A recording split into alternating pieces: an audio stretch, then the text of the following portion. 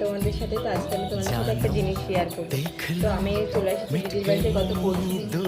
সেদিন থেকে আমি যখন থেকে এসেছি তখন থেকে এখানে মানে আমার দিদির ব্যালকানিতে এসে মানে মনটা ভরে যাচ্ছে।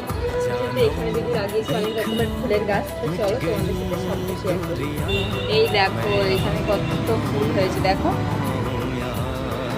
ফুলগুলো যেহেতু অনেক আগে হয়েছিল সেই জন্য মরে মরে গেছে কয়েকটা কয়েকটা ফুল। আর এই দেখো এখানে একটা ফুল, এই দেখো। আর এই যে প্রজাপতির মতো ফুলটা কি অপূর্ব দেখতে দেখো একটু। এই দেখো, তারপর দিদি কিছু পাতাবাহারের গাছ লাগিয়েছে।